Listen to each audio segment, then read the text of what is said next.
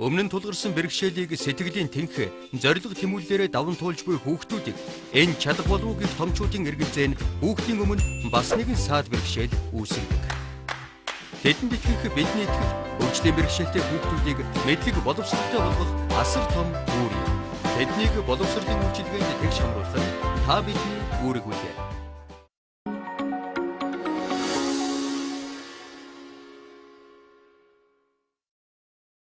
Сайн бяцхан хүүхдүүдээ өнөөдрийн нийгэм ахуйн баримжаа хичээл эхлэхэд бэлэн боллоо. Хүүхдүүд та нар номоо, дэвтрээ, үзэг баллаа гаргаж ширээн дээрээ тавиарай. За хүүхдүүдээ маш анхаараарай.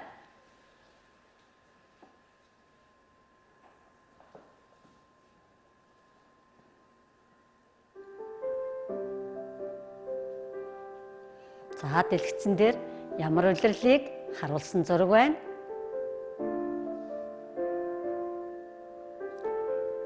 Энэ бичлэгээ сайн харцгаагаарай.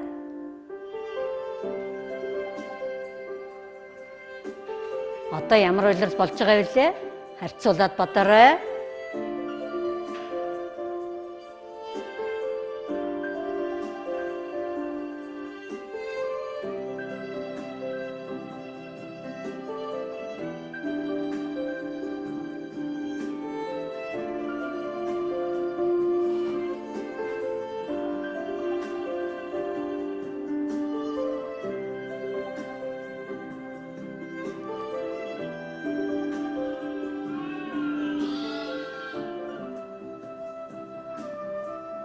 За цас хайлж, гол гориг хоржигнон урсаж, мал сүрэг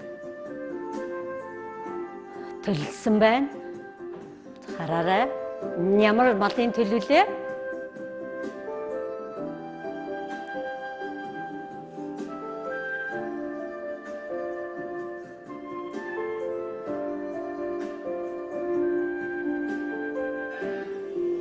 Энэ ямар малын төлөвлөө хараарай.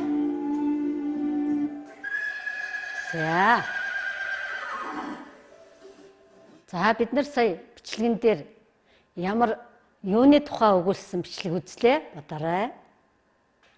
Зүйтэй хүүхдэд хаврын улирлын тухай үзүүлсэн бичлэг үзсэн тийм ээ. Хавар цас хайлаад төл мал төллөөд төлийн дуу цангинан малчны хотонд төлийн дуу цангиж байгаа байдлыг үзүүлсэн тийм ээ. За тэгвэл одоо бүгдээрээ дэлгэцэнд анхаарлаа хандуулъя. Энд юуны зураг анхаараарай хүүхдүүдээ. Зүйтэй та нар тавхшуу малаа мэднэ шүү дээ. Энд тавхшуу малын зураг байна. За бүгдээрээ нэрлээ яваарай. Ямаа, өхөр, морь, тэмээ, хонь. За энэ бүгдийг таван хошуу мал гэж хэлдэг. Манай Монголын ард түмэн таван хошуу малаа эрт дээр үеэс эхлэн хариулж маллсаар ирсэн. Хоол хүнсэндээ хэргэлдэг. Арьс үснөөсийг бид нар хувцас дээл хийж хэргэлдэг тийм ээ. За зүйтэй малын ашиг шин маш их байдаг тийм үү. За тэгвэл өнөөдөр бид нар таван хошуу малынхаа төл малынхын тухай үзэх нь тийм ээ. За хүүхдүүд анхаараарай. Дараагийнхаа хичээл рүү оръё. За өнөөдөр төл мал. Төл малынхаа тухай үзэх нь шүү дээ. За энэ юуны ямар малын төлнүүд байна вэ? Бүгдээрээ нэрлэе. Та нар ээж автайгаа хамт суугаад зөв нэрлээрэй хүүхдүүдээ. За энэ юуны төлөвлөө? Ямар малынх вэ? Нэрлэж яваарай. За энэ ямар малынх вэ? Нэрлэж яваарай. Энэ ямар малынх вэ? Зүйтэй нэрлээрэй. Энэ ямар малын төлөвлөө? Их сайн байна. Ястаа мундаг хүүхдүүд чи энэ ямар малынх вэ? Тэмээ. Зүйтэй ястаа мундаг хүүхдүүд. За дараагийнх нь. За бүгдээрээ төл малаа нэрлэж мэдчихээн тийм ээ хүүхдүүдээ. Тэгэхээр одоо бүгдээрээ үгийн сүлжээ бүглэж үзье. Багш нь яаж бүглэх вэ? Аргын заач гээ. Анхаараарай. За нэгдүгээр зурган дээр ямар төл вэ хүүхдүүдээ анхаараарай. Ишиг байна. Ишиг маань ямар малын төлөвлөө? Анхаарай бүгдээрээ. Ишиг ямар малын төлөвлөө? Ямааны төлөв юм биш үү? Тийм ээ? Ямааны төлөв бид нар юу гэдэг вүлээ? Ишиг гэдэг тийм ээ. Тэгвэл нэгдүгээр зурган дээр ишиг байна. Ишигнийхаа нэрийг бид нар энд бичих юм байна. Ишиг хэдэн үсгтэй вүлээ? Бодоорой. Ишиг гэж үчихэд хэдэн үсэг ордог вүлээ? Анхаарал бодоорой. Бүгдээрээ хэлье. И, иш, и, гэ. Хэдэн үсэг орж ийн? Зүйтэй 4 үсэг орж ийн. Тэгвэл энэ 4 нүд байх нь шүү дээ. Тэгвэл ишиг гэхэд 4 нүд орж байгаа юм чинь 4 үсэг орж байгаа юм чинь энэ нүд бичигдэх нэ гэд бид нар ойлгочих нь. За дараагийнх нь 2 дугаарх нь юуны зураг байна хөлтөдөө? Хурганы зураг байна. Тэгвэл 2 гэсэн тоо чинь хаана байна? Энд байгаа. Тэгвэл энэ нүдэнд бид нар хурганыхаа нэрийг бичих юм тийм ээ. За тэгвэл энд г байх нь шүү дээ. Ишиггээ бичихэд энд г хамгийн сүлд г-гэр төгсөн учраас г энд байж чинь. Тэгэхээр хурга гэж бичихэд зөв үү буруу юу? Анхаарай. За хараарай. Хамгийн эхлээд нэгдүгээрт нь бид нар ишиг гэж бичих юм тийм ээ. Анхаарай. Хурга ишиг гэж таарчлаа. Ишиг гэж бичихэд г-гэр төгсөн хурга гэхэд бас энэ 2 дугаар нүдэнд г орж таарж байгаа учраас ингэж бүглэх нь биш хүүхдүүдээ. Анхаарсан уу? Зүйтэй. За одоо бүгдээрээ 3 дугаар нүдээ бүглэж үзье. 3 дугаар нүдэнд юу байна хүүхдүүдээ? Юуны төлөвлөө? Зүйтэй хаана байна? Өхөрний төлөв тугал гэдэг тийм ээ. Тугал маань тэгвэл хэдэн үсгтэй байна? Анхаараарай. 1, 2, 3, 4, 5. 5 үсгтэй юм байна. За тэгвэл энэ ч хэдэн нүдэнд багтах нь харъя бүгдээрээ. 3 гэсэн тоо энд байна. 1, 2, 3, 4, 5. Тохирч гэнэ үү? Зүйтэй. За тэгвэл энд одоо бид нар үнэний төл буюу тугалныхаа нэрийг бичих нь шүү дээ. За та нарыг бичээд үзээрэй. Дараагийнх нь 4 номер хаана байна? Юуны төл байна? Энд чи бичээрэй. Анхаараарай.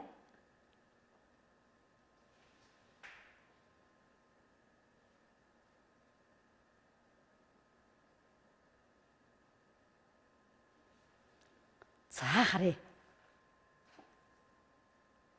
Тугал. Энэ юуны төлөвлөө хүүхдүүдээ? Инг буюу тэмээний төл тийм ээ. Юу гэдэг лээ хүүхдүүдээ? Ботго гэдэг тийм ээ. За тэгвэл одоо 4 дахь нүдэнд ботгоныхаа нэрийг бичих юм биш үү хүүхдүүдээ. За бичсэн үү? Харъя.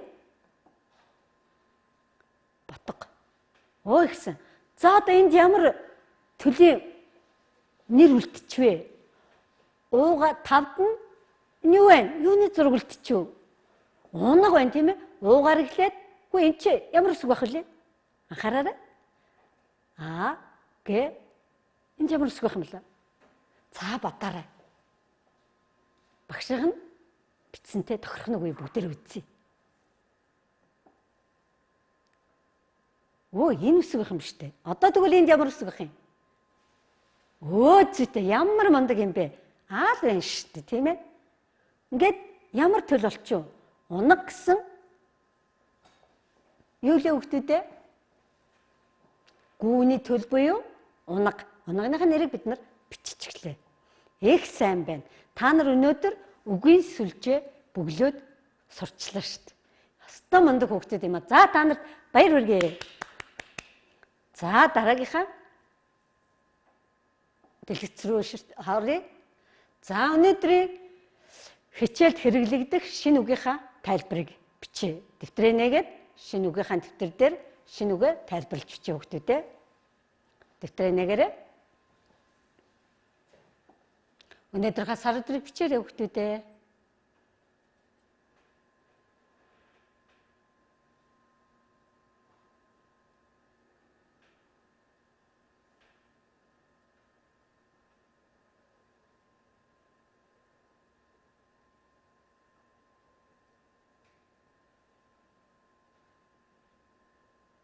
За. Айлчлах. Бүгдээр уншаарай. Айлчлах. Дараагийн үг. Ганганах. За хамт уншъя. Ганганах. Ганганах. дараагийн үг хоржигнох. Хоржигнох. Хоржигнох. За дараагийн үг цангинах. За бүгдээр анхаарай. Айлчлах, ганганах, хоржигнох, цангинах. Айлчлах гэж үгийн утга нь юу юм бэ? Та нар мэдэж байна уу? Айлчлах. Танаа гэрт айлчингийн чин ирдэг тийм үү? За тэрийг ирж байна. Мөн өөр юу гэдэг лээ? Өөр улс орн руу айлчлах. Өөр юу гэдэг лээ? Өрн хавар ирэх. Алтан намар ирэх гэд бид нар ярьдаг тийм ээ? Алтан намар айлчлан ирлээ. Өрн хавар айлчлан ирлээ. Ирж байгаа зочингээчд ирж байгаатай адилхан бид нар ойлгож болох юм тийм ээ? За тэгвэл одоо бүгдээрээ үгийнхаа утгыг уншия. Айлчлах гэдэг үгийн утга маань юу ах нь? Өнөөдрийн хичээлтэй минь холбоотойгоор бүгдээрээ үгийнхаа утгыг тайлбарлаж байна. Айлчлах, зочлон ирэх, айлчин, гичин ирэх гэдэгтэй адилхан байх нь тийм ээ. За, ганганах, шуудын дуу чимээг ганганах. Шууд ганганан дуугарлаа. Гангар гунгар дугарлаа гэж ярьдаг тийм ээ. За, зүйтэй. Дараагийнх нь хоржигнох. Юу гэж нөхдөдөө уншаарай. Усны урсгал, голын урсах чимээ. Гол горхины урсах чимээг хоржигнон урсж байна гэж ярьдаг тийм ээ. За зүйтэй. Цангинах. Хараарай. Төл малын дуу. Тийм ээ. Төл малын дуу цангинан дуугарлаа. За зүйтэй. За бүгдээрээ шинэ үгээ бичээд ард нь тайлбарыг цэвэрхэн сайхан бичээд тэгэхээр.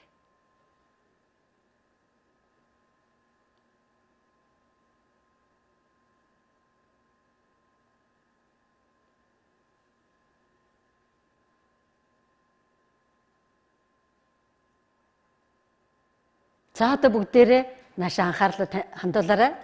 Бүгдээрээ энэ дуу ямар малын дуу болохыг танилцгаая. Дуугаар нь ямар болохыг бүгдээрээ мэдцгээе. За анхаараарай. Сонсъё.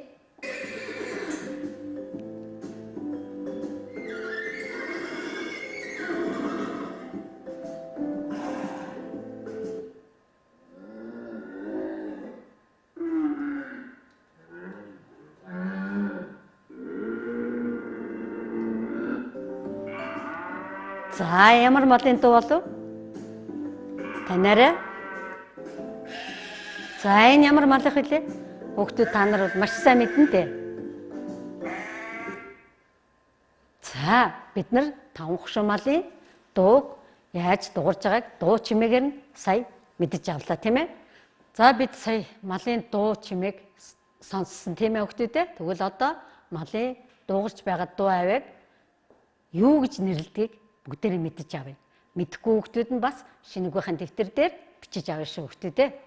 За тэмээний дуурж байгаа дууг юу гэж нэрлэдгийг, адууны дуурж байгаа дууг юу гэж нэрлэдгийг, юу гэж хүмүүс ярьдгийг, үхрийнхийг юу гэж ярих вэ? Хон ямаг юу гэж байна гэж ярьдаг үлээ бүгдээрээ үзцгээе. За анхаарлаа хандуулаарай.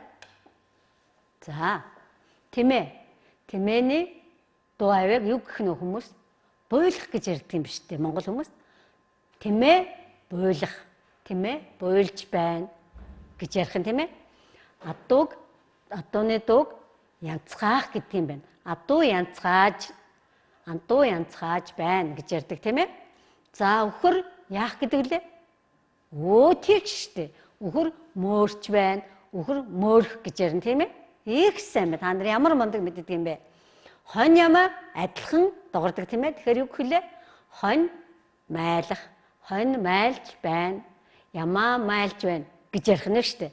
Тэгэхээр бид нар өнөөдөр таван хушмалаа дуу авиагаар нь дуурч байгаа байдлаар нь юу гэж нэрлэдгийг мэдэж авлаа.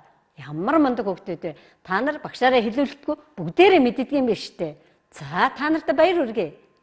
За бүгдээрээ дараагийнх нь. За бид нар өнөөдөр шинэ үгийн дэвтэр дээрээ айлчлах, ганганах, хоржигнох, цангинах гэсэн үг бичсэн тийм ээ. За одоо тэгвэл бүгдээрээ өнөөдөр төл мал гэсэн сэдвээ үздцгээе. За багшаа дагаад уншаарай хүүхдүүдээ. За уншия. Төл мал. Өрин хавар айлчлан ирлээ. Усны шувууд ганганан дуугарна. Цас мөс хайлч гол горих хоржигнон урсна. Малчны хотод төлийн дуу цангинна. За бүгдээрээ дэвтрээ нээгээд төл мал гэж гарчгаа тавьж агаад төл малын тухай энэ сэдвээ бичээрэй. Цэвэрхэн сайхан бичээ шүү хүүхдүүдээ.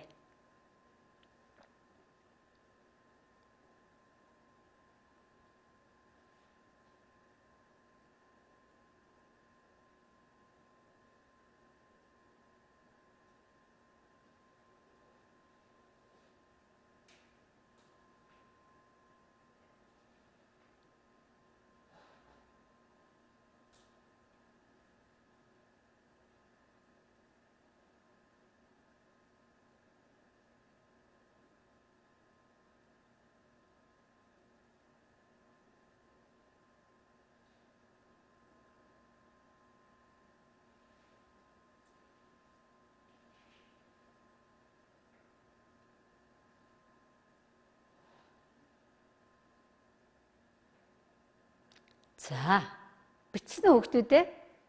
За, бичээд дууссан бол багштайгаа дахин нэг уншичээ. Төл мал. Төл мал гэж ямар малыг хэлдэг вүлээ? Батараа. Төл мал айгүй хөөрхөн байдаг тийм ээ хүүхдүүдээ? Хөөрхөн байдаг шүү дээ.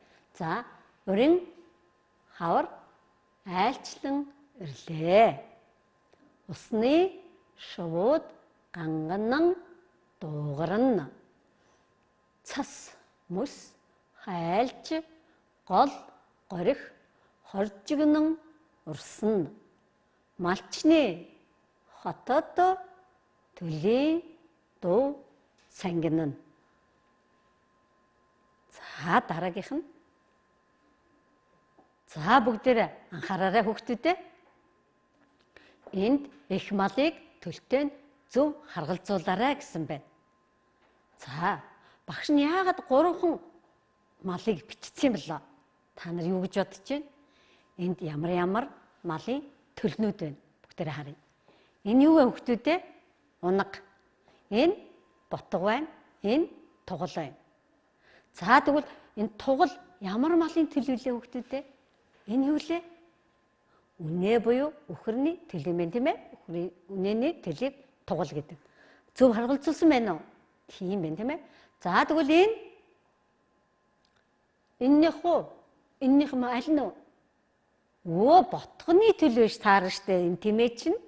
Тийм штэ тэмээ бол тэмээний төлийг ботго гэж зөв харгалзуулсан байна. За тэгвэл энд ямар малын төл унах юм боллоо? Та нар юу гэж бодож байна? За харъя бүгдээрээ.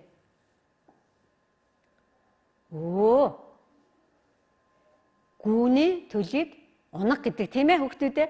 За тэгвэл бүгдээрээ анхаараарай. Багш нь дандаа том биетэй бод малыг төлтөө харгалзуулсан байна тийм үү? Тэгвэл та нар гэртээ мөн бог малын төлийг төлтөө харгалзуулаарай заа юу. Та нар чадна да. Бод мал гэхээр ямар биетэй малнууд байна? Бүгдээрээ хараарай. Том биетэй байгааз энэ адуу тийм ээ өхөр дандаа том биетэй учраас бод мал гэдэг тийм үү? За тэгвэл жижиг биетэй болохоор юу байгаа вэ хүүхдүүд хараарай. Хонь ямаа жижигхэн биетэй болохоор бог мал тийм ээ хүүхдүүдээ. За зүйтэй. За өнөөдөр бид нар бас ахаад тэгвэл 5 хшуу мал буюу 5 сайхан хөөрхөн төлнийхөө эцэг малыг нэрлэж та нар бараг мэдэн дээ. За ботгоны эцэг юу гэж нэрлэдэг юм бол ботгоны эцэг малыг буур гэдэг байна шүү дээ. За унаганыхыг юу гэдэг вэ нөхдүүдээ? За уншаарай. Зээтэй их сайн байна. Тугал буюу үхрийн эцэг малыг юу гэдэг лээ нөхдүүдээ? Бух гэдэг тийм ээ. За тэгвэл хурганы эцэг мал нь хоц, ишигний эцэг мал нь ухна гэдэг байна шүү дээ. За их сайн байна. За өнөөдөр хүүхдүүдээ бид нар төл малын эцэг мал, за мөн их мал, дээрэс нь бог бод малынхаа ялгааг, төл малынхаа ер нь малын дуу чимээг дуу авиагаар нь бас ялгаж сурсан тийм ээ. За та нар ёстой мундаг ялгаж ийлээ шүү дээ дуу авиагаа. Тийм учраас хүүхдүүд та бүхэндээ баяр хүргэе. Одоо бүгдээрээ энэ дууг дагаад дуулцгаая. Ямар юуны тухай, ямар дуу болохыг бүгдээрээ сонсоод мэддэг хүүхдүүд нь дагаад дуулаарай. За.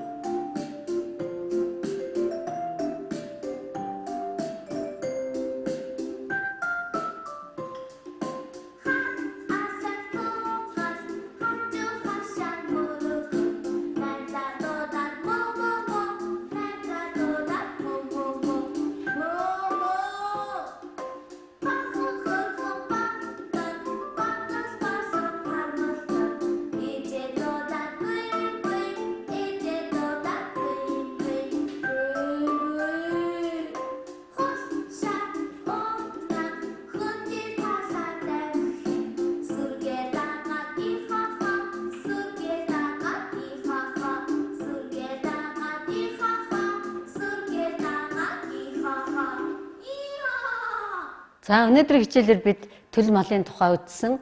Төл малын тухай үзэхдээ бид нар шинэ үгийнхаа утгыг хэрэглэж ямар шинэ төл малын дуу чимээг юу гэж нэрлэдэг тэр тухай үзсэн. Тийм учраас шинэ үгээ бүгдээрээ хэл яриандаа хэрэглэж сураарай. За гэрийн даалгаварт бид нар төл малын зургийг зурж болно, нааж болно. За тэр үгнүүдээ бид нар алдаагүй зөв бичиж сураарай. Мөн шинээр сурсан дуугаа сураад дүүнартаа зааж өгөөрэй. Хичээлд идэвхтэй оролцсон хүүхдүүд та бүхэндээ баярлалаа. Баяртай.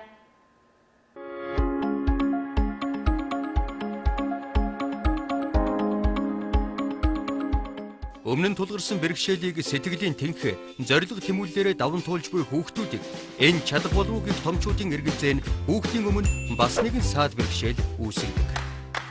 Тэдэнд итгэх бидний итгэл хөгжлийн бэрхшээлтэй хүүхдүүдийг мэдлэг боловсролтой болгох асар том үүрэг. Тэднийг боловсролын үйлчилгээнд тэгш хамруулах нь та бидний үүрэг үлээ.